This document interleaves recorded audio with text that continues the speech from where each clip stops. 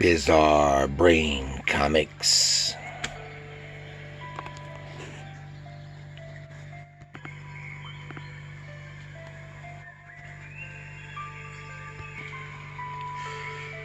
Hello, my comic book friends, and welcome to Bizarre Brain Comics. I am Gary, your host.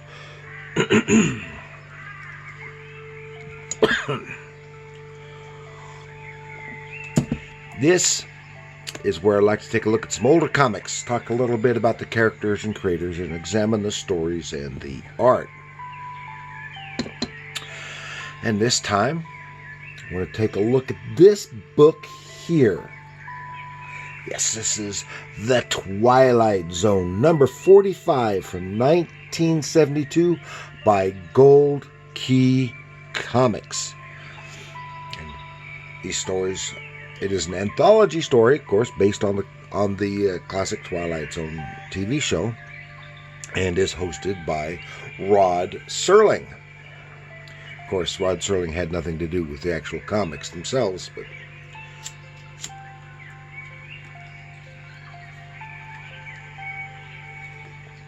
but he was always introducing the stories. Of course, in the Twilight Zone is an American media franchise based on Rod Serling's creation of the anthology TV series. And the series crossed over genres of science fiction, horror, cultural satire, all kinds of stuff, etc. It's typified by twist or surprise endings. And the program was hosted by Rod Serling in a manner similar to mystery radio shows such as The Whistler, etc. It ran in black and white on CBS from 1959 to 64 for the first series. Since then, there have been 3 revival series on TV, a major theatrical film, and a radio drama, as well as a series of books adapting scripts, and, of course, comic book series from Western Publishing, which is Dell and Gold Key. The Gold Key imprint ran for 92 issues from 62 to 79. So it lasted a lot longer than the original series did, original TV series did. And there's a series under the Dell imprint before it all became Gold Key. There were several standalone Twilight Zone books, and I guess it was once just under Comics and Stories.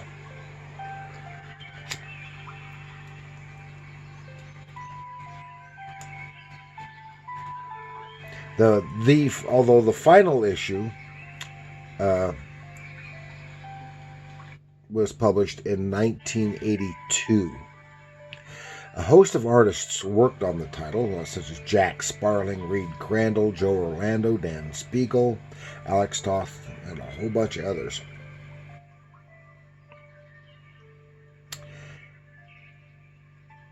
And in 1978, it featured the first published comic book work of Frank Miller. Yes, Frank Miller from Daredevil and The Dark Knight and the Return of the Dark Knight and Batman stuff.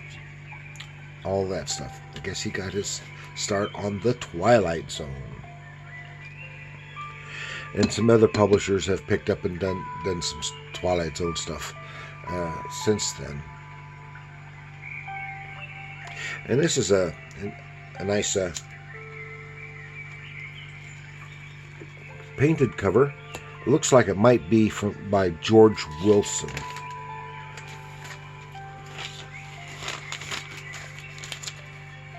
A lot of the psychedelic type stuff in here.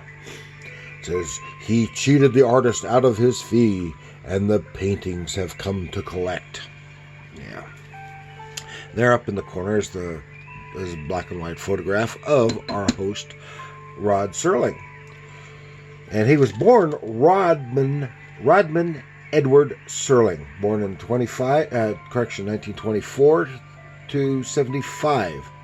He's an American screenwriter, TV producer, and host of shows such as The Twilight Zone and Night Gallery, and best known for having penned 1950s TV dramas, won some awards on those, and creating the anthology shows Twilight Zone and Night Gallery.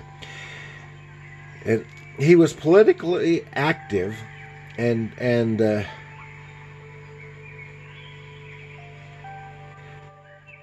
he helped for the TV industry standards. I left out he helped fight for TV industry standards. He often clashed with TV executives and sponsors over censorship, war, and racism. And his older brother, Robert J. Serling, was a novelist and aviation writer. And Rod had a teacher who encouraged his writing. This is when he was a kid, and got him involved in public speaking and debate and on the school newspaper. He was an avid fan of radio dramas, which undoubtedly influenced his style of anthology program.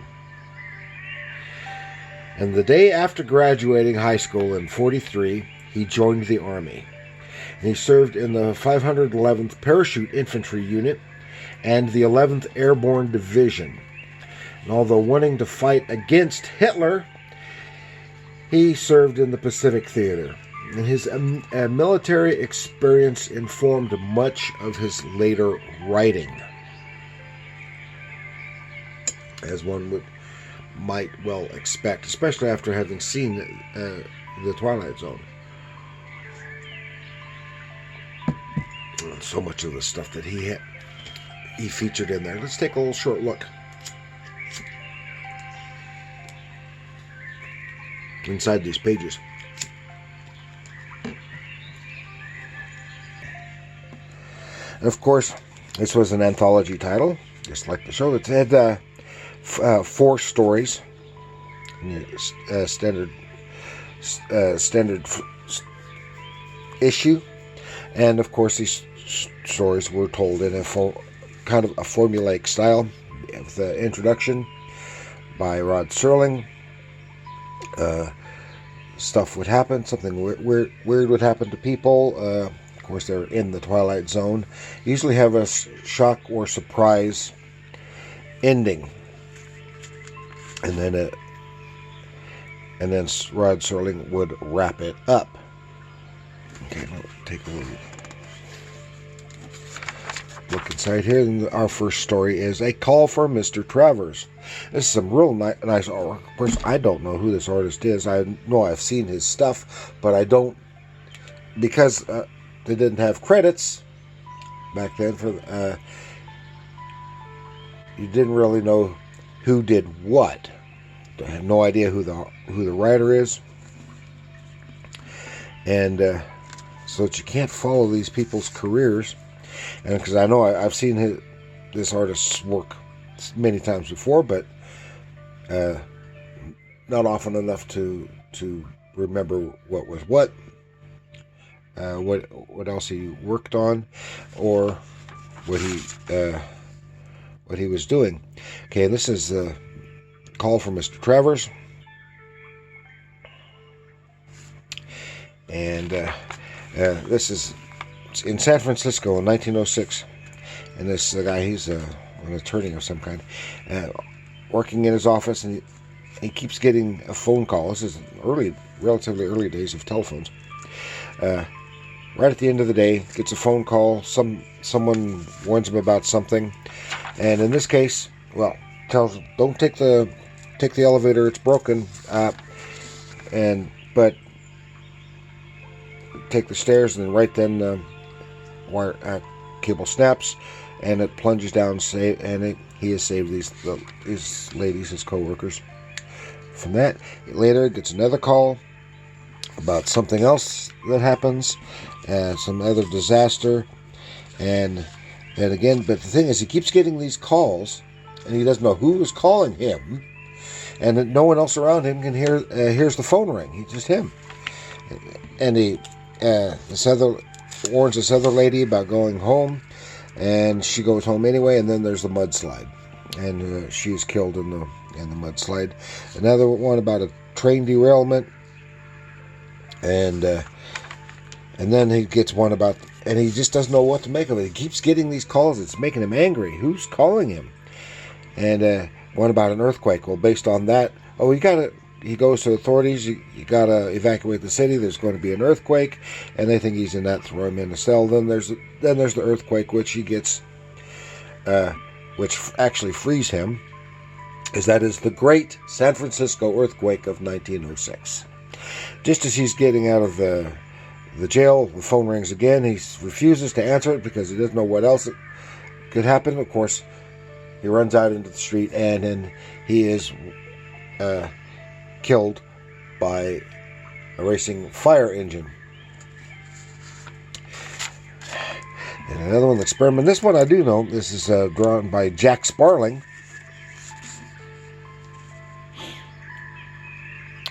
Because I know him well enough from other stuff to recognize his style. This is kind of a science fiction one. There's some kind of experiment going on, getting alarms. Something's going wrong with their experiments in the black boxes. Have some kind of long-time experiments. Poorly defined what they are, what it is, but something is contaminating the entire experiment, and they reach in, and it turns out inside these boxes, which each box, and he pulls out the Earth, because it was contaminating the entire universe there in the box. You get the one shot there of the Earth, from the Earth's perspective of being destroyed, and there you see it in the tweezers. Again, nice. Most of the artists here were very nice, very good artists, good, slick, very professional, good at visual storytelling, but the kind of stuff that one would have seen in advertising, mostly stuff like this, and the newspaper comic strips. So most of these artists at one time or another worked on comic strips.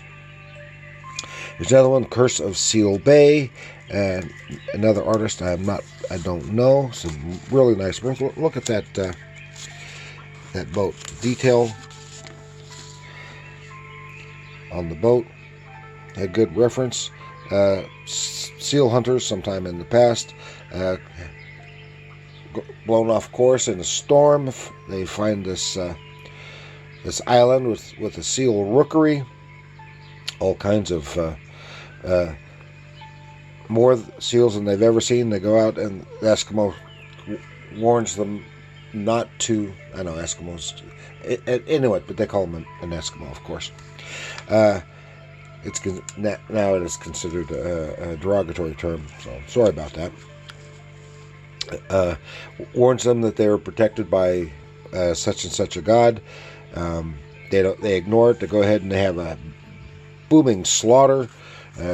Take the pelts, and then back to the boat. Meanwhile, one pack of the pelts knocks one of the guys over. He falls in the water and drowns before he can be saved. Then they take him off. The other guy had found a tusk of some kind. You call it seal tusk. It doesn't have to be a walrus tusk. The seals don't have tusks like that. And in the midst of a storm, as they're leaving, the tusk falls off the bulkhead and flies around, and they find the guy dead, beaten to death by the tusk the next day. And something else happened, and one of the guys had made a scarf. They're getting in close to returning to port, and made a scarf from some of the seal skin, and it's right here in front of the captain. Strangles him, and so the captain says, "I got to get rid of these cursed pelts." So he sells them at a great price to the first dealer he gets, and then he says, "I'll even throw in this coat sealskin coat that he had made from, because he had some coats made from the sealskins on the way back. Gets a great price.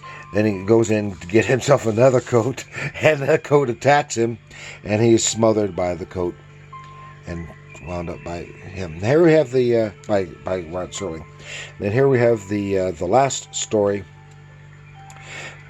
And again, I don't know who the artist or writer are. So this is a really, really clean, nice, clean line work. And this is, at first glance, I thought this was Paul Norris, but it's not Paul Norris. Just that the inking style reminded me of Paul Norris, but it's not his work, unless he happened to have inked someone else. Someone else's pencils, but it's definitely not his pencils. And this is the one story used for the cover. It says "Art for art's sake."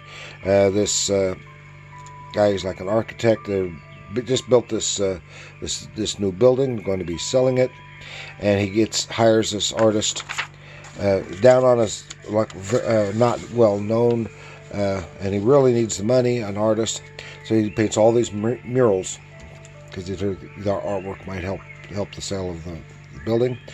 He comes back after being gone, sees the work that he's done. He hated the artwork, and it's all this modern psychedelic stuff from that time period. He hates it, refuses to pay the guy. He says, "I'm going to have to pay for covering all this crap up." And but then he gets a great offer for the building. Going to be paid even more because they love the artwork. There's a big write-up in a magazine about the art. Then the artist comes back demanding payment. So with the magazine in hand, saying it did well for you, and the guy throws him out. The architect throws the artist out off the balcony and kills him.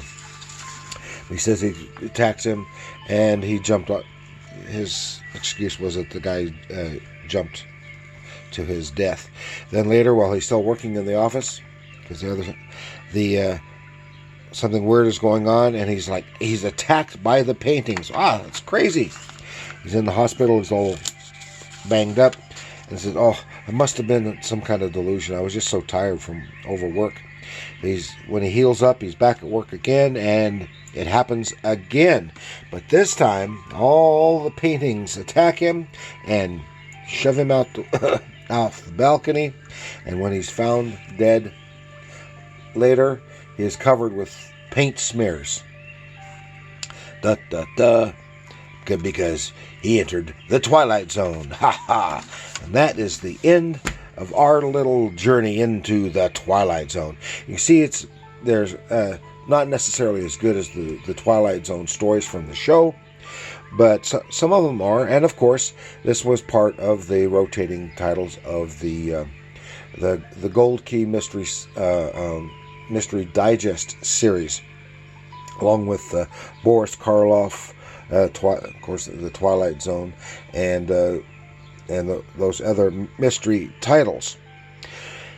And I hope you enjoyed this little journey into the Twilight Zone. Thank you for joining me. Please like, share, subscribe, leave a comment. Do you like the Twilight Zone? Maybe you've got a favorite episode from the Twilight Zone show you could wish to share, or from the movie, or anything like that. What do you think of Rod Serling? I really, really liked his follow-up show, the Night Gallery, which was all more of a spooky bit, but very otherwise similar. We just recently watched most of them as they were being rerun on a TV station on the cable channel. So leave a comment. Tell me what you think of Rod Serling and the Twilight Zone. And remember, comics are art.